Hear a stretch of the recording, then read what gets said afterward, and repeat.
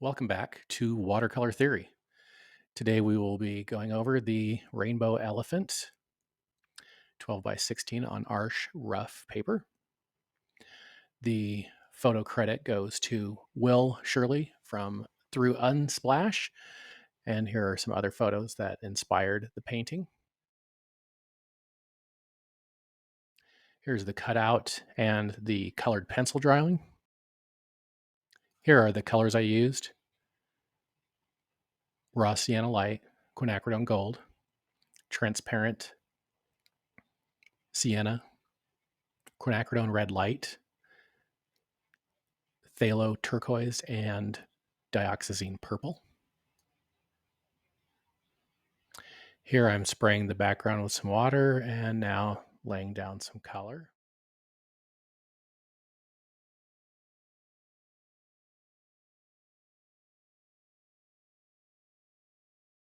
As you can see, I've put in some green in the background to represent trees.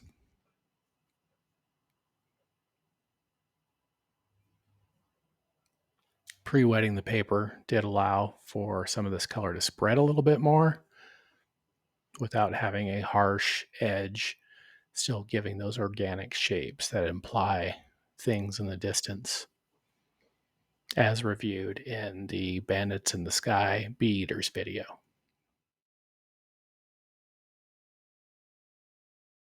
I'm using a number 2 squirrel quill to kind of touch on the bases here and there. The colored pencils I also had a ivory colored pencil that I used as a resist for the tusks. So the tusk in the foreground really held up throughout the painting process. With some lifting, it really stands out nicely in the end. Again, here is a copy of the finished painting.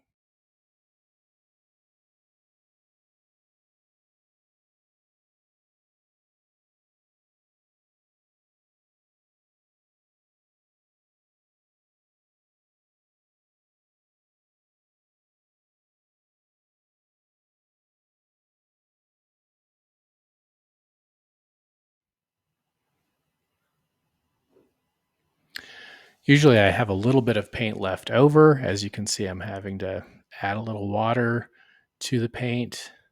I don't like to have waste, but I also don't like to mix on the fly. You can now see that I added some quinacridone magenta from another palette that I keep off screen. Lifting out the elephant's forehead so it remains a little bit more on the yellow side than the green side.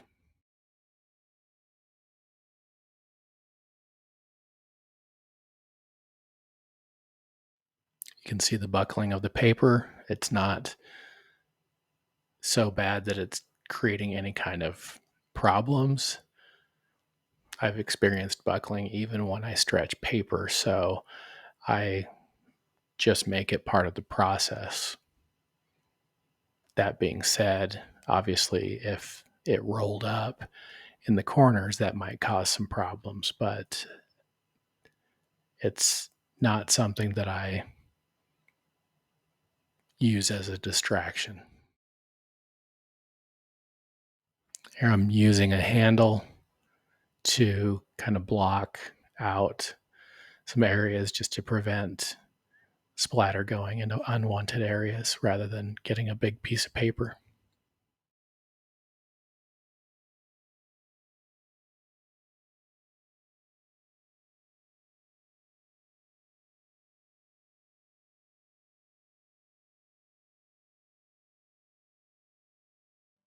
Now I'm using a board to just block out. Looks like I'm using probably quinacridone magenta and phthalo blue red shade mix.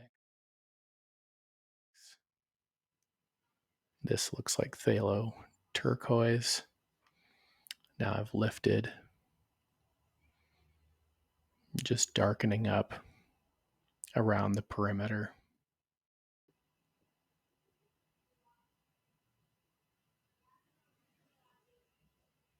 Again, here's the photo reference.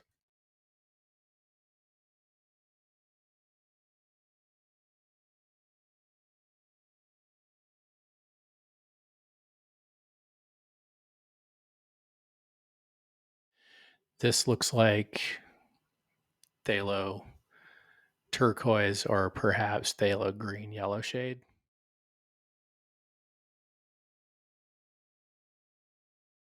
And this is quinacridone red light mixed with quinacridone gold or raw sienna light.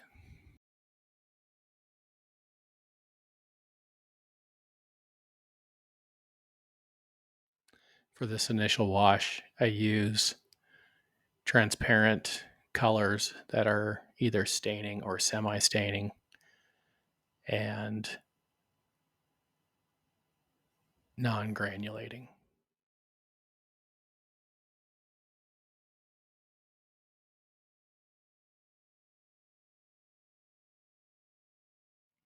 When the initial wash dried, there was a white spot on the side that looked very out of place, so I decided to go in with some purple. It's dioxazine purple, and I wish I had used a larger brush or one of my chip brushes. They splatter larger. I'm happy with the way it turned out. However, I think I would have enjoyed it more had it been with a chip brush.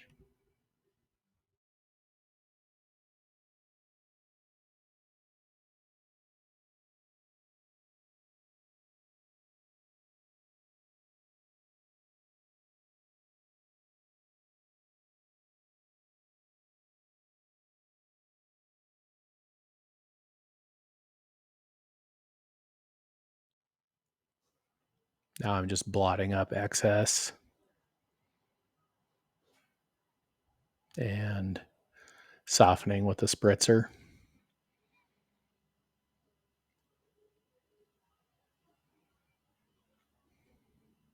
Now here's the palette I'm using of colors that are granulating or semi-granulating or semi-opaque and granulating. Cobalt blue deep, ultramarine violet, regular cobalt blue, manganese blue, cobalt teal, viridian green, and Prussian blue. The Prussian doesn't really, it's very transparent and not very granulating. Here I'm trying to re-wet some viridian green. Some colors re-wet better than others, which is also another reason why I like to mix the batches of paint before I do paint. I do have a palette that I keep to the side, but only use it to kind of boost things up, pre-moisten the colors before I start a project, but I don't really paint in that fashion anymore, and I do enjoy having fresh paint straight from the tube, and sometimes use it straight from the tube and don't even mix it.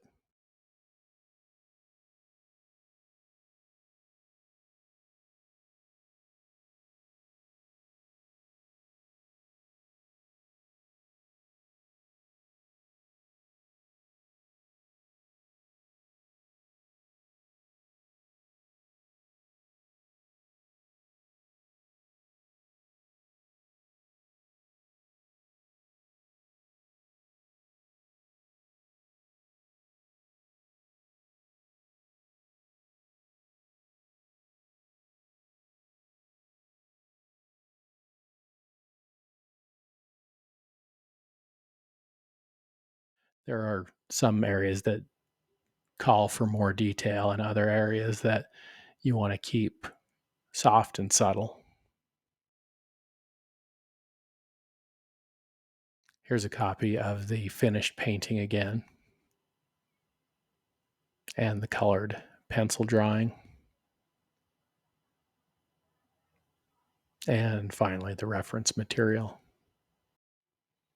While I have you here, have you had a chance to subscribe yet? Just a reminder, it is free. I don't charge for a subscription to my channel, and it really does help let others know that have the same interests as you that there's something new out there. So please subscribe, like, leave a comment, and I'm hoping to grow this channel throughout the year and for years to come. Thank you.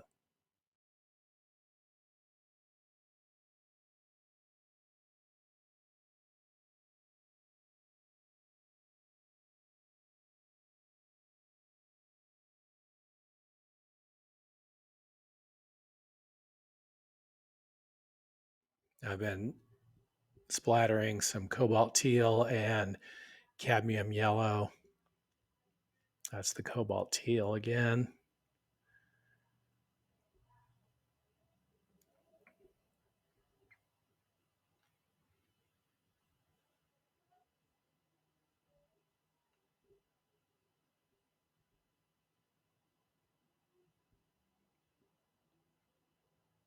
Here again is the finished painting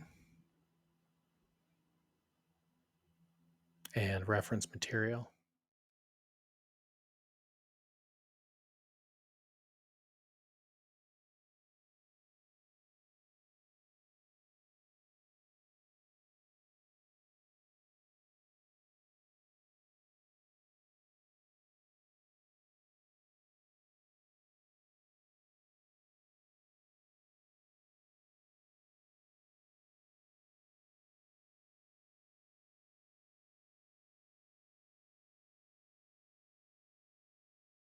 This is the mixture of raw sienna light, cadmium yellow, cadmium orange, and cadmium red, and just brushing them in various orders. Generally, we put down light and charge in dark, but you can go the other way as well. Um, this is just being used to add volume to the features of the elephant, so they aren't big washes and they'll still bleed into each other.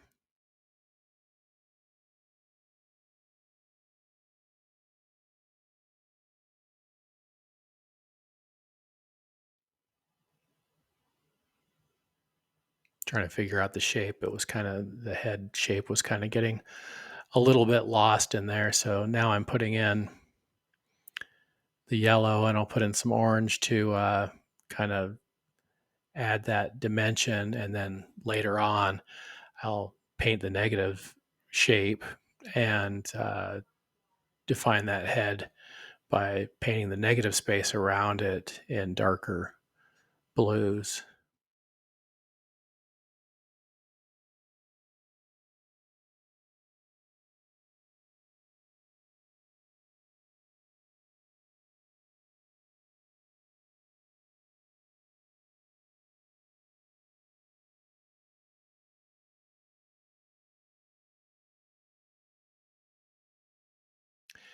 The tray that I'm using as a palette, I purchased at a national retailer, and I believe it's a sauce dish. I guess I can say it's from Cost Plus. I think it's for like different sauces for dipping in, but it's nice using porcelain. Um, it just behaves much better than any degree of plastic or even uh, enameled steel like a butcher's tray. It's just you can't beat porcelain or ceramic. Now I'm putting in a bigger area of orange and trying to create the illusion that maybe there's some dust there, or so really working it around and just trying to help that elephant emerge from the fog and dust.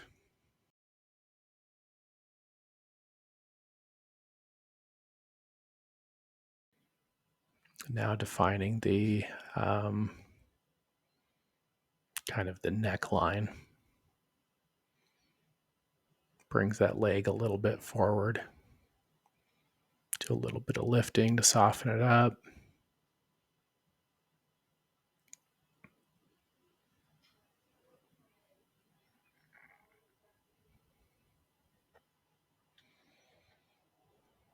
Putting in the purple and the chest of the elephant actually made the right leg, or on our left, look warmer and pop out a little bit more, rather than going in there and painting that leg orange and brightening it up. Adding that purple just added some contrast. Now I'm going in with some blues to define that negative space. And I'll flick the brush occasionally just to fling a little bit of paint away from the subject, add some visual interest. Now I'm just going down with water along the edge of the elephant's face. That way it gives a path to any paint that touches in that area. So I'm going over it once to define that edge, rather than bumping up against that edge with color continually. I'm giving it one consistent line.